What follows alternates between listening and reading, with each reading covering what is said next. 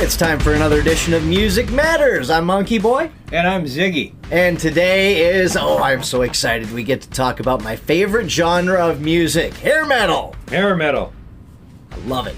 Hair metal. It's what I grew up on, man. I know, it's what I grew up on, too. This is my bread and butter. This is something I listen to every day. So our last episode was on... oh God, now you're putting me on the spot and making me think. It was on songs that changed the industry. That's right, yes. So let me ask you something. Okay. Piggybacking off that episode. Okay. Can you name a hair song that changed the course of music? No, you can't. Okay, thanks. Hang on. No, we don't have that much time for you to think. There isn't one. Europe's The Final Countdown. No. No? No. That song is like played at stadiums for every, major sporting event of all time. No? No. All right. Should we look at the charts? Yeah, we should do that. We haven't done that in a little while. Okay, top 30 country. Well, we're just going to do the top 10. Okay. We have at number 10, Russell Dickerson, Happened to Me. Don't know that song. Okay, number 9, Bailey Zimmerman, Backup Plan. We talked about this one. Well, yes. She's no, he. He. Well, boy, I was trying to think. Ashley likes him, right? yes. Yeah. Okay. Okay, Luke Bryan, Country Song came on at number 8. Shabuzi at number 7 with Good News. That's a different song now. Yes. Yeah. Okay. Thomas Rhett, After All the Bars Are Closed. Sam Hunt, Country House. Nate Smith, Fix What You Didn't Break at number 4. Tyler Hubbard, Park at number 3. Tyler Hubbard used to be part of Florida Georgia Line, Andy. Gotcha. Okay. I Morgan, actually know them. Okay. Morgan Wallen, Just in Case at number 2. And Josh Ross, Single Again. This has been number 1 for like 3 weeks, if not a month. All right. Well, good on him and What good do on you that got? song. We're at the top rock songs, top 10 this week, according to All Access. Number 10 is The Architects with Everything Ends. That's a great song. Yes, great tune. Number 9, I'm liking the fact that we're getting a good mix of brand new bands and a couple of your favorites mixed in there as well. Poppy would be one of those bands at number 9. Okay. With The Cost of Giving Up. Oh, Poppy's great. I love Poppy. Yeah, and I just saw Lou Brutus immortalized her with the photography that he does when he's at shows. And, yeah, it's a pretty good picture. Yeah. Number 8 is 3 Days Grace with Apologies. I like that tune. Number 7, Bush, back on the charts again. Their new album is out and fantastic. If you haven't heard it, It's great. it is to it front excellent. to back. Yes, excellent. The Land of Milk and Honey is the song that lands at number 7. That's up from number 11 last week. Number 6, Five Finger Death Punch and I Refuse featuring Maria Brink of In This Moment. Number 5 is Sleep Theory and Static. That's not to be confused with Sleep Token. Or there's another sleep band in there somewhere, I'm sure. Number 4, Foo Fighters, Today's Song. That is a great new tune from the Foo Fighters. Number 3, Mammoth with The End. And number 2 is Chevelle and Rabbit Hole. It's pretty much stayed steady there on that one. And number 1 is Nothing More with Chris Daughtry and Free Fall. All right. Great stuff. Great stuff. Love all of that. Let's look at the R&B chart. Okay. One of my absolute favorite artists is on this chart this time. Let's start at number 10 with Leon Thomas and Mutt. Mutt? Mutt. Okay. M-U-T-T. All right. Okay, and then there's Kehlani. I love Kehlani.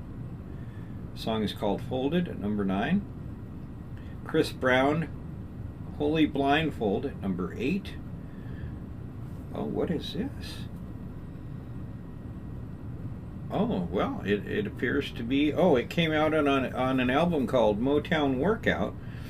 It's Marvin Gaye, Gotta Give It Up Part 1 has landed on this chart. Wow. Yeah, number 7. Well, that's a classic, but it's a great tune. Yep. Well, this seems to be a little bit off. I don't know about this. Do you think you're getting the wrong information? I think I'm getting wrong information there.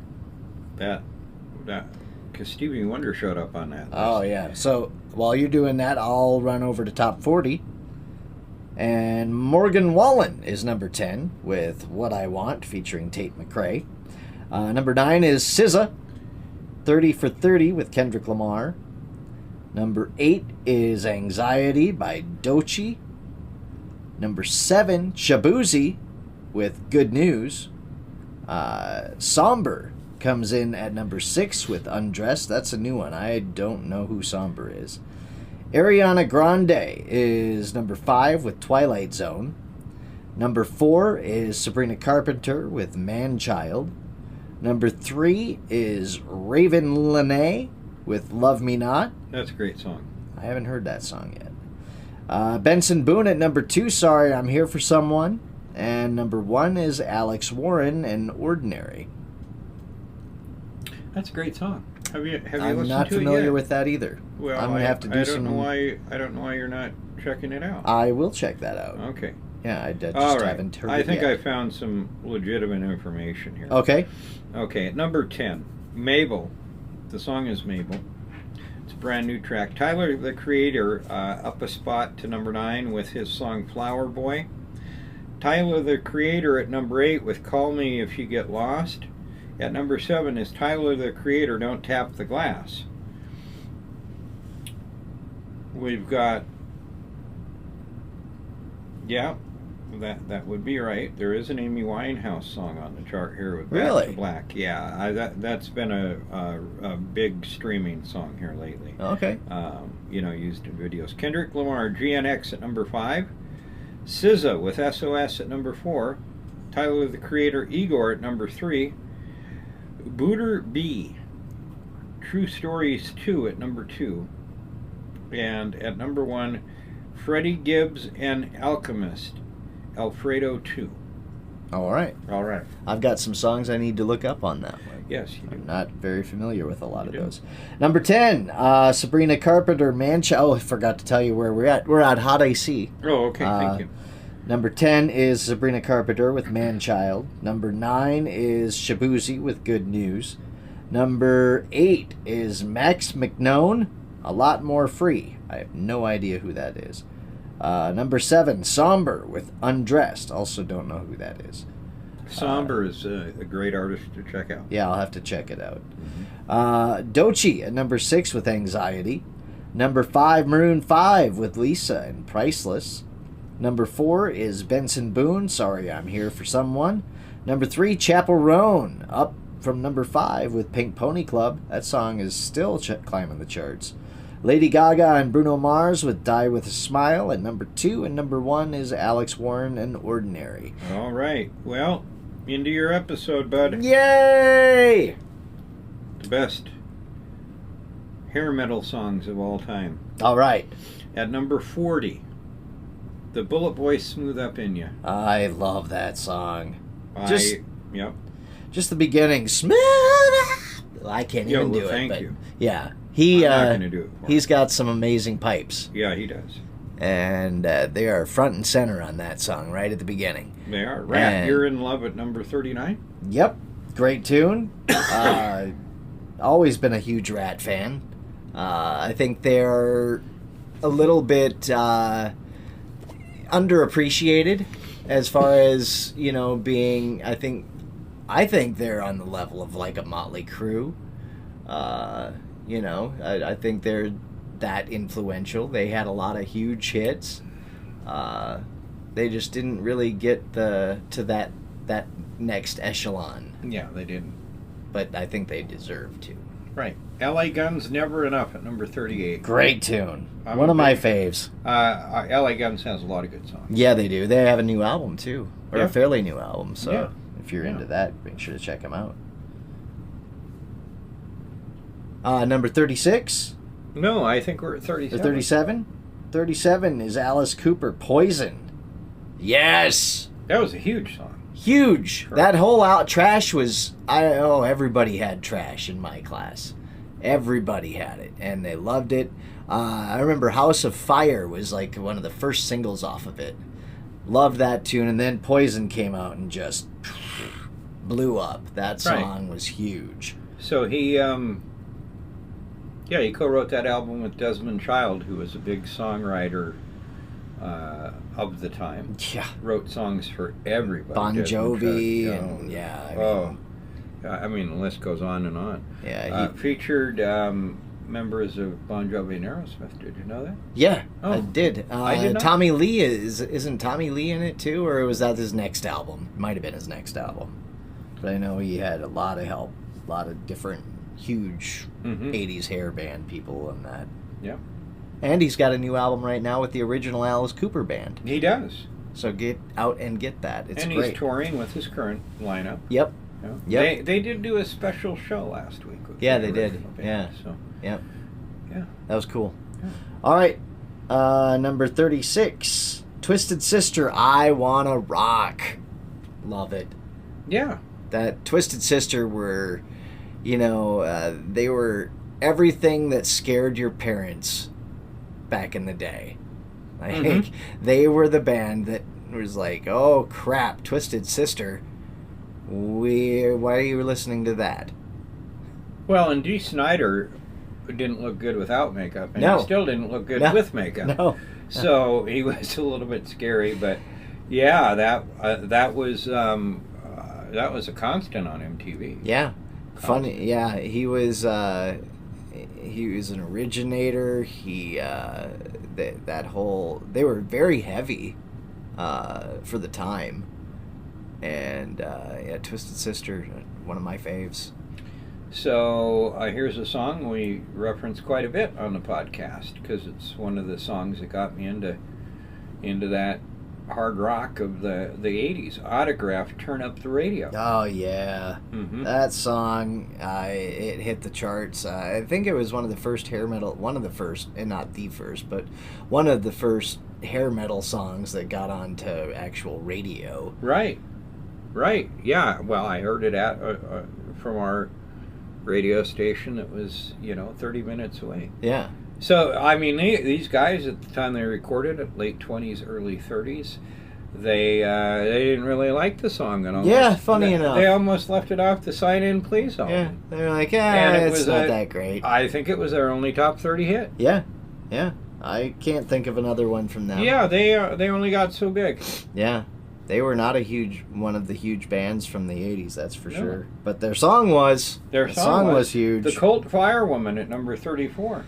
I can't tell you how much I love the Cult. Like, they are just one of the coolest bands. They had more of a, I would say, alternative type sound, more like new wave. Yeah, I wouldn't really call the Cult a hair band. No, I wouldn't either. Yeah. But they were still, because they had the heavier guitar sound, they got lumped into it. But yeah, the Cult was an amazing band. Sonic Temple was an amazing album. And Firewoman, that song will always be a jam. Yeah, I still love to hear it. Yeah. Number 33, Warrant, Down Boys. You remember the dance? I remember the dance. I remember the video very clearly. This was my introduction to Warrant, and I became a huge fan immediately. I was all about everything of Warrant, and yeah, I went out and bought the album, and every album after that. Yeah. One of my faves. Great tune. Yeah. What do you got? Let's see, number 32, Aerosmith, Dude Looks Like a Lady. Oh, yeah. That album, huge. Permanent Vacation. But it was a bit of a departure from their stuff. Big time departure from their original poppy. Aerosmith sound. They kind of got poppy. They got a lot more poppy, but I would say it brought them their biggest success as well. Well, the band had been reinvigorated. Yeah. Permanent Vacation was their comeback album. They had had a breakup. Yep. This is Joe Perry coming back to the band. Oh yeah. This is yeah. And Love in an Elevator. Love in an Elevator, that was the next album, actually. Oh, it was, wasn't it? But Permanent Vacation had Angel. That was Angel, great song. Huge hit. How that song didn't make it to number one, I don't know either. I still love to listen to that song. Yeah, but that whole album was really great, and it was a rockin' album. I mean, it wasn't like Aerosmith went pop. You know, they still were very rock oriented. Permanent Vacation, the song, is freaking rocker. Mm-hmm. I love that one. Yeah. But yeah, it was a little bit more poppy, a little bit more radio friendly.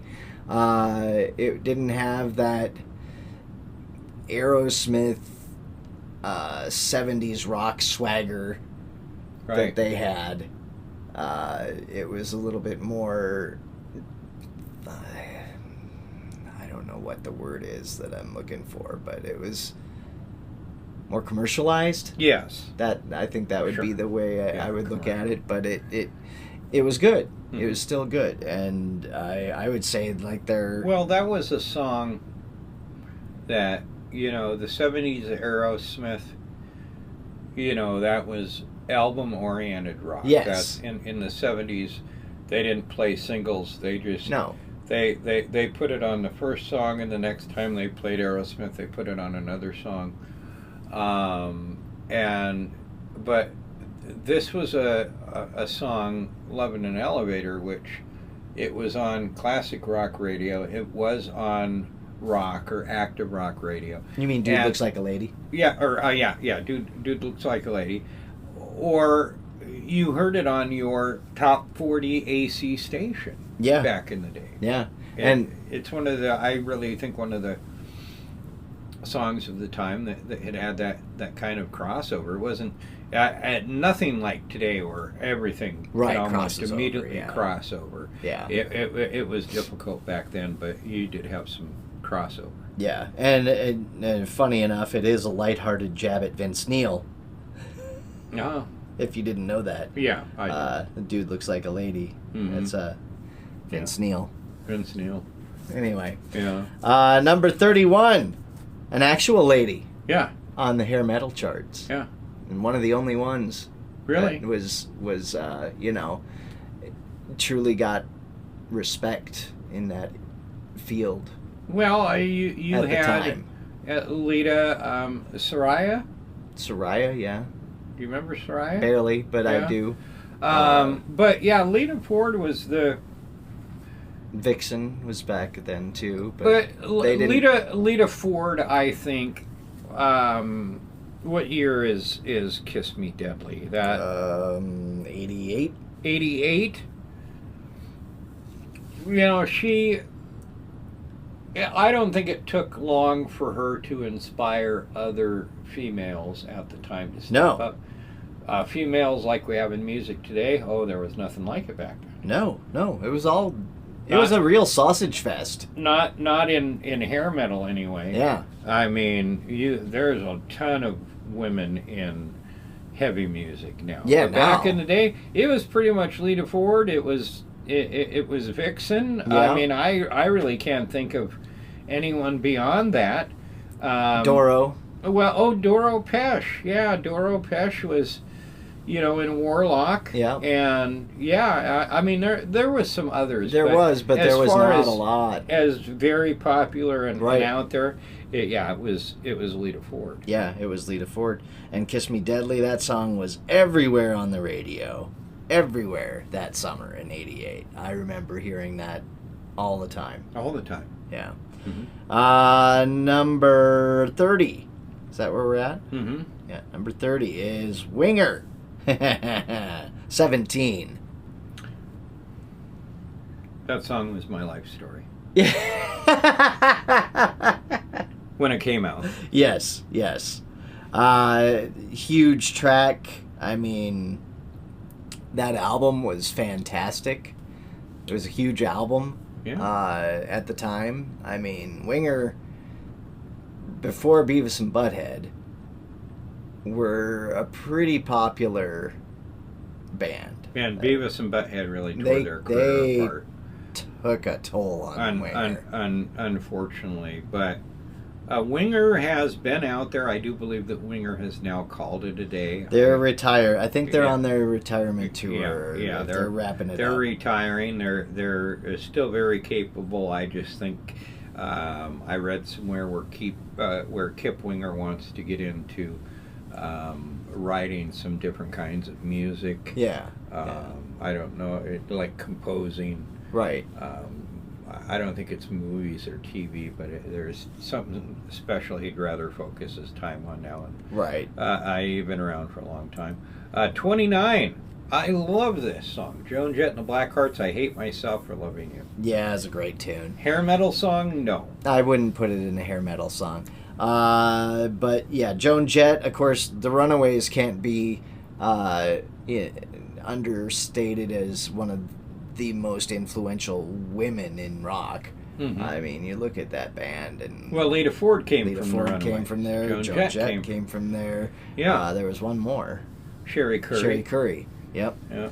And so yeah, they were the blueprint for the drums. Everything that came after. Oh yeah.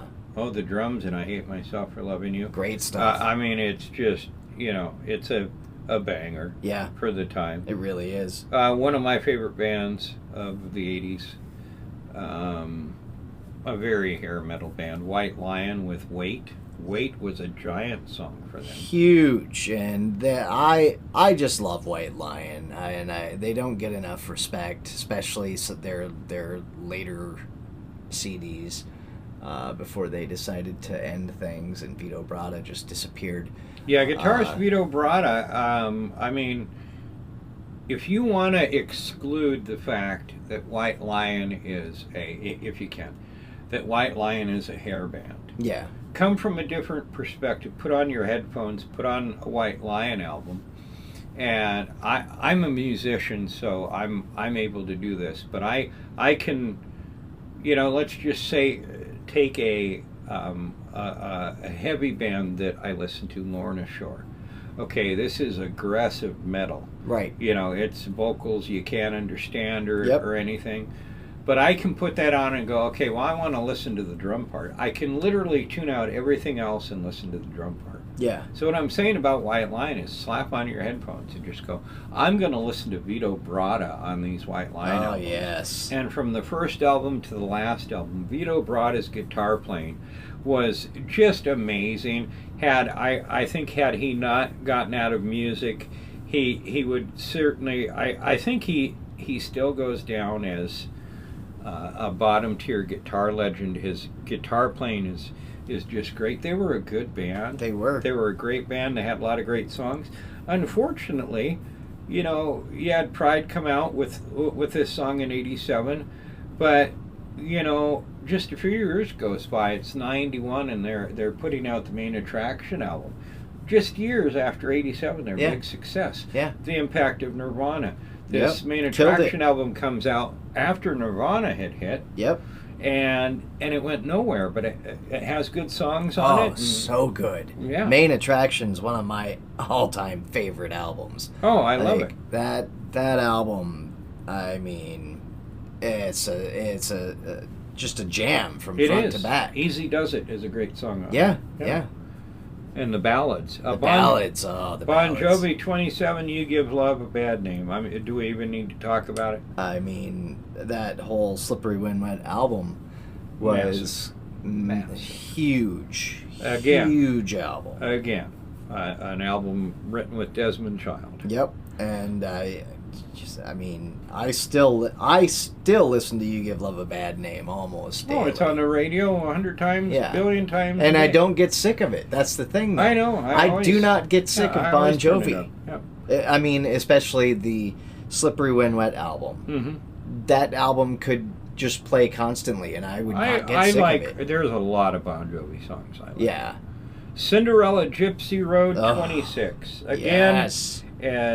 As I think we've talked about, and we'll talk about it further coming up here real soon, is I don't know that Cinderella was a hair band. I don't either, but they were so good.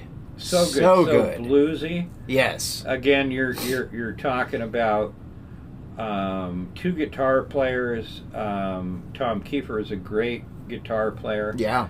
His vocals set them apart. It was completely different. Thing. Yeah, completely different. Nobody like sounds Kiefer. like Tom Kiefer. There's another band at the time, actually, which Cinderella helped discover, which was Dizzy Dean's band. Oh, yeah, Brittany Fox. Brittany Fox. I mean, a little... He reminded you a little bit of Tom Kiefer. Yeah. But the vocals were just outstanding. Gypsy Road is, I mean, they had some other hits, but Gypsy Road was kind of a straight ahead. That whole Long Cold Winter album, Yeah. though, I mean, it was just, I mean, every song, from the beginning to the end. But there was other great songs on that. Yes. Night Songs album. Oh, Night Songs was killer, but it was almost a completely that was a heavier album. Wait, what? That was Night Songs was a darker album. Uh-huh. And then they come out with Long Cold Winter, and that album was more bluesy, more a little bit more poppy. But that Jeff LaBar was a great guitar player. Oh, he too. was He's great. He's deceased, been Yep. gone. I don't know, maybe a few years now. 8 years or something Yeah. like that. But Tom Kiefer is out there. He's on tour right now. Yeah, still And performing he's Cinderella got a, stuff. he's got a stellar band. He's out there singing all these Cinderella songs. Yep. And I know that he's had some vocal issues since the 80s, but you can't tell when you go see him, man. No, he sounds great now. Oh, he sounds great. Yeah, yeah. All right. Number 25, Bon Jovi, Wanted Dead or Alive. That song iconic. should have gone on our Change the Industry. Change that became Wanted Dead or Alive. That started the whole Unplugged movement. It did. It started the Unplugged. It sounded a lot of people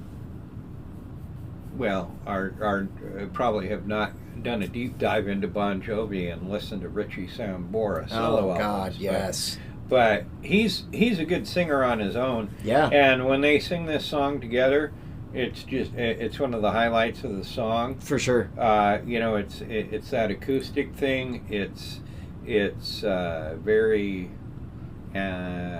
anthem-like. Very. Yeah.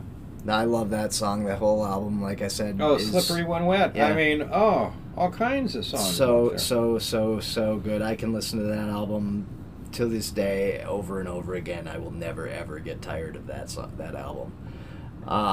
Number 24, Motley Crue, Girls, Girls, Girls. Strip joint song, man. Yeah. I mean, Strip there was joint song. most 80s hair metal songs were strip joint songs. They were strip joint songs. They were, and I know matter of factly this was a strip joint song. I just know. I can't tell you how I know, but I've heard. Did you see the video? No, I've been to strip joints. Oh. Well, that too. Yeah. The video and at strip joints, I think it changed how. Maybe I'm wrong, but it changed how women showed up to concerts. Kind of. Yeah. Yeah, especially those concerts. Especially those concerts, yeah. Like Motley Crue shows. Because I think we all know that back in the 80s, women dressed to get on the tour bus after the show. Boy, howdy did they. Boy, howdy did they, yeah. Yeah, I enjoyed going to rock shows back in the day. Okay. Woo! Okay. What do you got there at 23? I know. I'm objectifying, and I shouldn't. I'm sorry. I apologize. Well, it's a different time. It was a different time. Yeah. I should be better at that. 23. The Cult. Love Removal Machine. That song is not a hair metal song. Sorry, it's not. No, it's But not. it's Because it's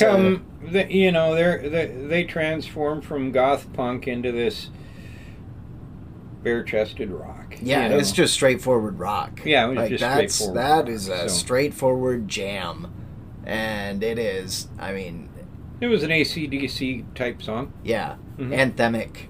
Yeah. Anthemic song. Anthemic. Yeah, I would go with that for that song. Let's see, where were we? 22? My page broke, so I had... Oh, yes. And I'll say this. One of my favorite bands, one of the most underrated bands of the 80s, one of the most controversial bands of the 80s, Wasp. Yeah, Wasp. I Want to Be Somebody. You take Blackie Lawless, you can put him next to Tom Kiefer, you can put him next to Dizzy Dean Davidson, Brittany Fox. He just didn't sound like anybody else. Nobody else. Yeah, and still doesn't. And still doesn't. But yeah, there's a lot of different Wasp songs I like. Yeah, I've always been a fan of Wasp. They, the Crimson Idol album in the 90s was just transformative. I love their cover of what is it? I Don't Need No Doctor. Yep, I Don't Need No Doctor. Oh, yep. That's a great cover. Great cover. I was always a fan of their ballad, Hold On to My Heart. Hold On to My Heart is a good song. That song, it spoke to me. I loved that song. That song made me a Wasp fan. Mm-hmm. And then I went searching at all of their other stuff, and I'm like, oh my God, these guys are amazing. And then they changed their sound completely and went industrial, and I still liked it. Mm-hmm. And then they went back to the whole straightforward rock again. Yeah. They were an interesting band. Needless to say, though, I mean, I Want to Be Somebody, that just screamed, I'm here.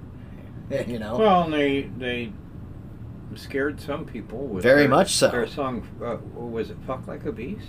Yep. Yeah. Yeah, they were they were one of the most controversial bands, maybe of all time. Well, and a bit shock rocky. Very shock rocky. Very. Yeah. Like they did some stuff on stage that you could get canceled for. Yeah. Yeah. Yeah. For sure. Oh yeah. Yeah. But their music, man. There was a lot of bands at that time. That would were get into canceled. Blood and gore and macabre stuff. Yeah. Yeah. Yeah. Yeah. And then there were just some that were just into the sexual stuff, which, Poison. Yeah. Which is at number 21 with Talk Dirty to Me. That song was absolutely everywhere when that song came out. And it's still everywhere. Yeah, it's still everywhere. It was their first top 10 hit. I mean, look what the cat dragged in. This is 1986, folks. I remember... And it's 2025. Yep. And certain factions of our country are freaking out over the appearance of certain individuals. This is a music podcast, so I'm just skating around this issue. But in 1986, on the cover of Look What the Cat Dragged In. Dragged in. All of the member of Poison, you would not have known that they were men. I thought they were women. And everybody that is our age that first encountered Poison thought that this was a girl band, but they were all... At least from the picture. At least from the picture. They were very dragged out on the album cover in 1986, and I think it was. They were glam. They were very, very glam. They were glam. They're as glam as you can get. Right. They wrote the book on glam. They did. I mean, they had the hair up as high as they could. Oh, it was teased like no other. Right. Women were jealous of their hair. Right. And makeup. And makeup, matter. yeah. I mean, they were people of the time knew how to put makeup on. They were making they actually made women work to look good because they looked just as good as the women. Well, and who did their hair? Who did Poison's hair? I don't know. Ricky Rocket did all of their hair. He's a cosmetologist. I did not realize that. Yeah, he did all of their hair and all their makeup. Yeah. Well, at number 20, a band that is often compared to Poison. Yep.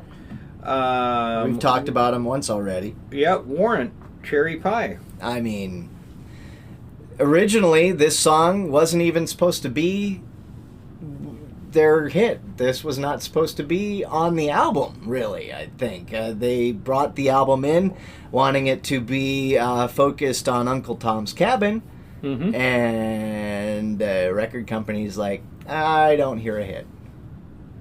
Go write us something good, you know. Mm-hmm. And so he came up with Cherry Pie, which it was kind of supposed to be a fuck you, and it turned out to be the biggest thing in the world. Well, Janie Lane, prior to his death, said I could shoot myself in the fucking head for writing that song. Yeah, he hated that song. Cherry Pie is dumb. Yep, that's what he felt of it. Yeah, well, Columbia Records demanded a catchier single, as you said. All I Like Lovin' an Elevator. Mm-hmm. But yeah, but it was done in a brilliant way. Yeah, it really was. Yeah, it was. I mean, it was just a total cheese song. But, huge cheese. But the video was even cheesier. But may I also say, you had Bobby Brown in there. yeah, well, Bobby Brown's kind of what made that video. 'Cause Yeah. She was dating Janie Lane Yes. at the time. But Yes. yeah, I mean, I you know, the only Warrant song you're going to hear in the years to come is Cherry Pie. Cherry Pie, probably, you know. It'll be one of the, I mean, unless you dig a little, you don't have to go far.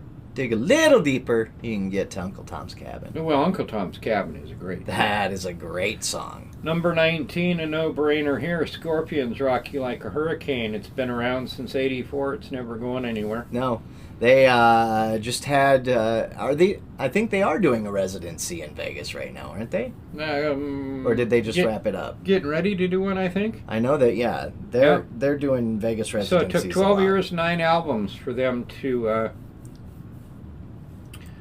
come have up a with this huge hit. banger. Their biggest hit. But the Scorpions had a lot of songs. I love the They're Scorpions. still out there today, and Yeah. they're working on a new album that'll come out next year. They're great. Number 18, Lay It Down by Rat. Yes. Great guitar riff. Huge. That riff. Oh, I'll put that one up against anybody. That song is killer. Now, Stephen Pearcy of Rat and Warren D. Martini of Rat. There's been a lot of fighting within that band for decades. But they're out there doing the songs, and as I was talking to you about a couple weeks ago, Stephen Pearcy is right up there with Vince Neil in 2025. Yeah, they can't sing anymore. They've just kind of lost their ability to sing. I mean, legendary songs, thank you so much, but go home. Yeah, Go they home and can't retire. sing that much anymore. Right. It's sad, but it is nice to hear those songs, regardless, even if they can't sing them that well. I mean, Axl Rose can't sing a lick either anymore. But Well, we Axl just Rose, go yeah, see Guns N' Roses. he's another one, but yeah. Skid Row 18 and Alive at number Oh 17. man, that album! Skid Row came in and reinvigorated hair because it started to fade a little bit. It did. I mean, yeah, you know, you had It was not going Youth to Gone be Wild. as big a movement as it was until Skid Row came. Yeah, around. Youth Gone Wild hit, and Skid Row kind of kicked the door open wide. They really did. They brought back it with a bang. And 18 in Life, that was a huge hit. Huge hit. That whole album was great. It was. And it brought hair back to hair metal back to the metal part of it a little bit more, especially in the second album. But their first album was a little bit poppier, and then Skid Row's second album just blew the doors down. But yeah. Okay, well, what do you got? Number, what are we at? 16? Yeah. This one I mentioned at the beginning of the show. Europe's Final Countdown as being one of the songs that changed the course of music. Yes. Well, the Final Countdown is... It is an iconic song. It's going to be played forever and ever. You hear it at sporting events. You hear it on New Year's Eve. Yep. It's painfully cheesy. It painfully is, cheesy, but still kicks ass. It's a song that rocks from front to back and in the middle. Yep. The chorus is great. Yep. Europe is still out there, dude. All original members are still Releasing out there. new albums. They're on tour right now, matter of fact, and they sound terrific. Yeah, he hasn't lost his voice. He hasn't lost his voice. Very much so.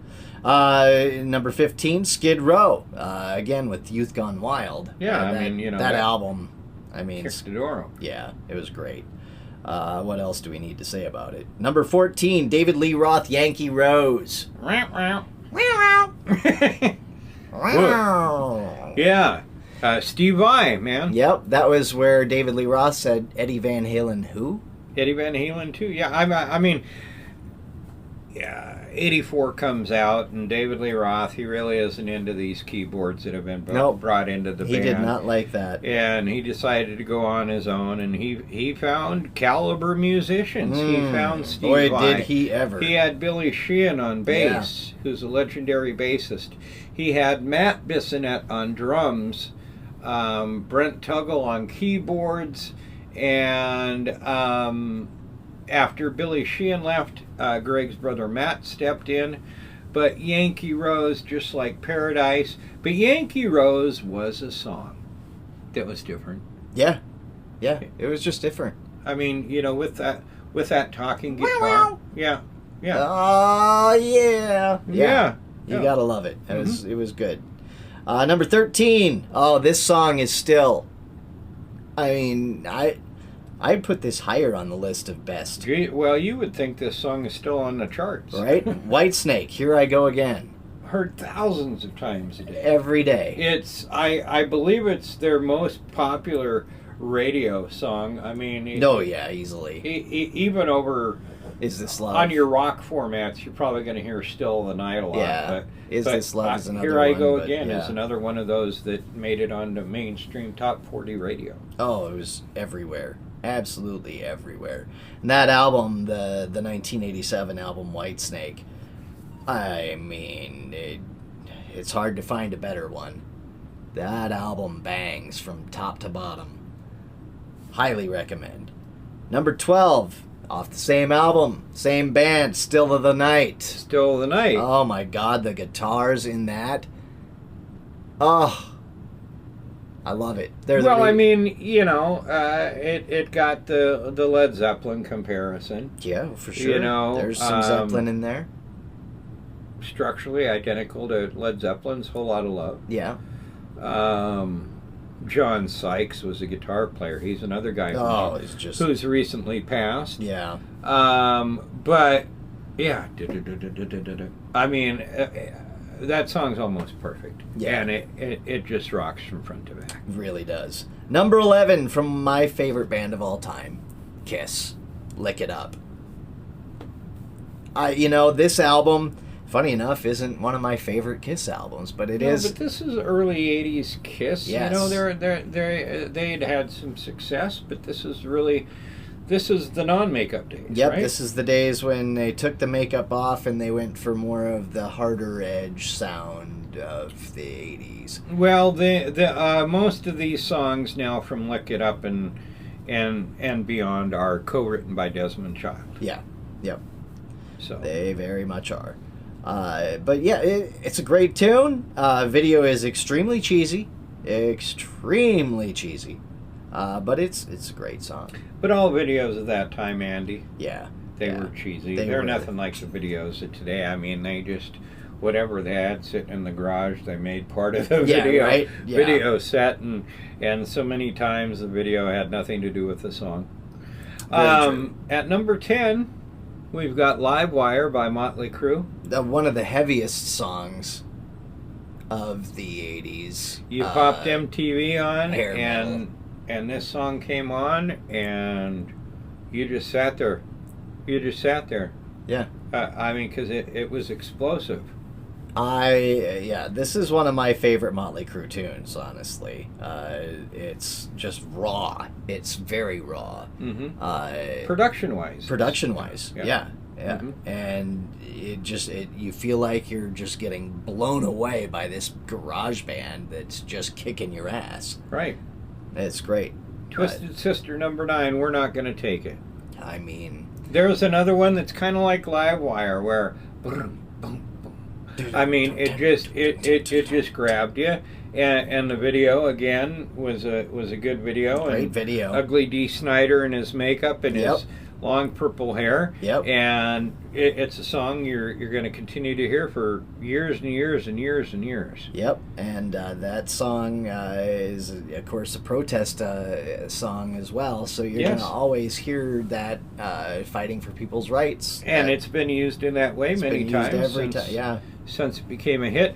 Here's another one we've talked about on previous episodes. Quiet Riot, Come On Feel the Noise at number 8. Loved Quiet Riot. That was a cover of the Slade song, but they put their own stamp on it. Now, wasn't this the first heavy metal song to hit the charts? Come On Feel the Noise? To make like a number 1 hit? It was the first metal album to top the Billboard 200. It was. I thought so. Yeah, Mental Health and and that was a great band. Come On, Feel the Noise. I mean, this is after, an album or two after Randy Rhoads would have left to join Ozzy. This is past Randy Rhoads. So they bring in Carlos Cavazo. They've got Rudy Sarzo, Frankie Benali on drums, Kevin Dubrow on vocals. It was a great band. And, so good. And I mean, again, it's one of those songs that got me into this kind of music. Me Number too. 7, here's an obvious one. Def Leppard, Pour Some Sugar on Me.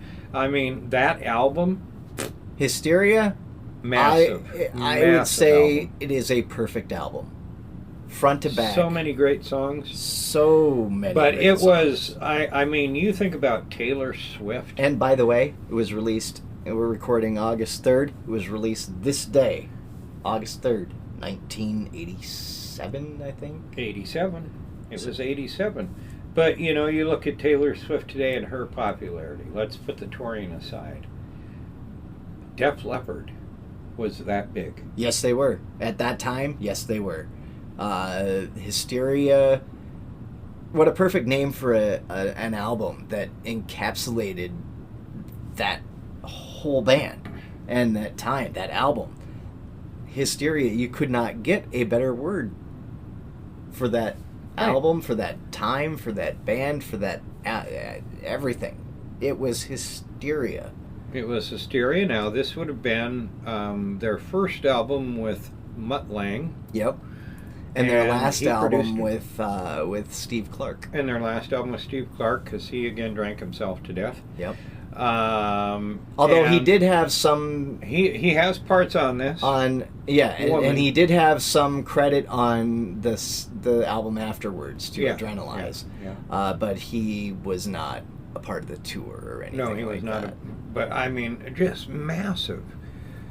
Aerosmith, Love in an Elevator, number 6. Now that's at the same time, really, as a couple. It was a few years later. It's a few years later, but still, Def Leppard's going strong. Aerosmith is bigger than ever at this time. Love in an Elevator just blew them up. Yeah, just blew them up. Pump was an absolute massive album. And I loved the cover too. The cover was just, it was funny.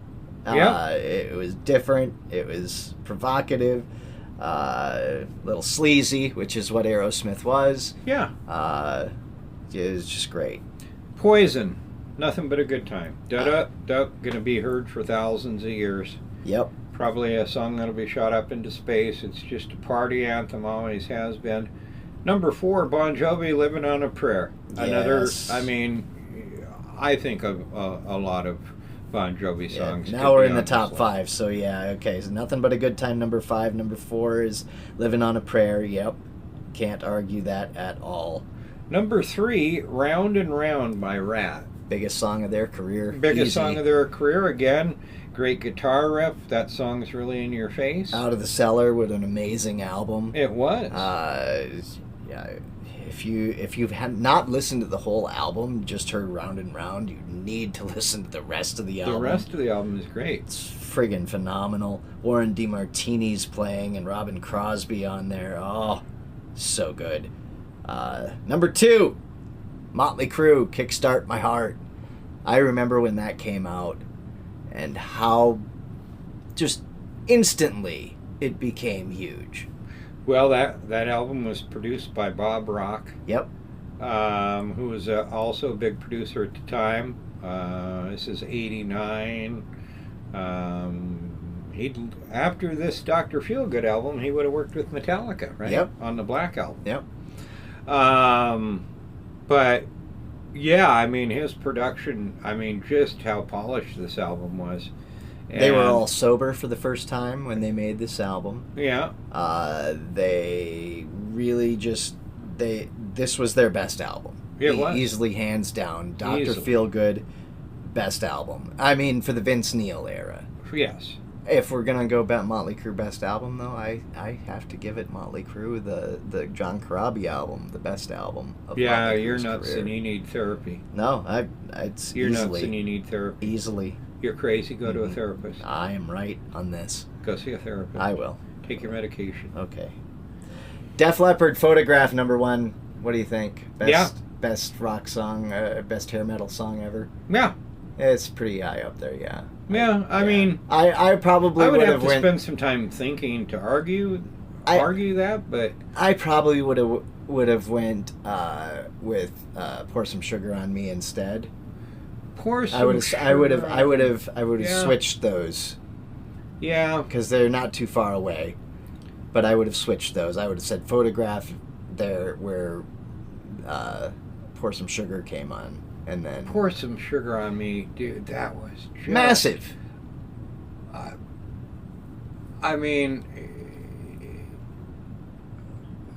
I can't even. It blows your mind. It blew everybody's mind. I can't explain how huge that song was. No. So I'm going to agree with you that I would flip those. Def Leppard Photograph. It's after this album that he gets in his car wreck and Rick Allen loses his arm. And, and so that was really a big thing about the Hysteria album. Right. Is that he had to come back from this horrific injury, learn a whole new way to drum, and he worked with developers to come up with this new kit. Where he's got foot pedals over here, and he can still do tom rolls and stuff with the one hand, but it was a monumental task to record that album because all of this had gone on. He'd been through a lot of trauma, really depressed and everything, and the other band was all upset, wondering, wow, is he going to be able to go on? And and there was an instance where for a couple of gigs on that Hysteria tour where they had another drummer at least come out for a couple of nights because they weren't sure, they had a backup drum set and everything for him, and after 3 days he said, I don't think you guys need me. He's got this, and he's been at it since. Yeah. But yeah, I would agree with you. It's Pour Some Sugar on Me. I think so too. Well, hey, it was a fun conversation. It was. It was great. I love that music. I love that time. It's if you're not someone that's familiar with it and just the fun of that music, go look some of these songs up and check them out, and go do a little deeper dive. You take the album out for a spin instead of just the song. I prefer, as we've discussed and will always discuss on this podcast, that I really try to stay current with music. Yeah. I don't want to be one of those people that gets stuck under my rock. And you and I, when I'm teasing you about liking the 80s stuff, oh, I know. It's mostly in good fun. Of course it is. I said mostly, okay? I know. Some of it I genuinely mean, and I know, and I know you. But I get it. But I do like to go back to periods in my life. I'm a 55-year-old man. I'm old. But I like to go back and every now and then, maybe it's not every year, but every few years, and put on an Ambrosia song from the 70s. Yeah, there you go. Or I listened to this 80s hairband stuff last Monday for about an hour and a half. Yeah. And then it came along a song that I've heard a billion times, and I'm just like, okay, I switched. Time to switch. Yeah. But obviously, this is the soundtrack of our youth, easily, and of our teen years. Yeah. And we have friendships that were formed because of this music. Absolutely. Again, tons of memories. It brings back girlfriends. Mm-hmm. It brings back good times. It reminds you maybe some bad times in the world or whatever. Yeah, it's always good to go back and again, love what you've always loved, but be open-minded to checking out new stuff that you can also connect to memories. Yeah, make new memories. And make new memories and whatever else. Yeah. Now, I'd like to tell you what we're going to talk about next time, but I believe it's my time for the episode planning. I think it is. And I don't know what we're going to talk about. All right. But I can guarantee you, everyone should tune in. Absolutely. I'm Ziggy. Of course, I'm MonkeyBoy, and this is Music Matters. See you next time.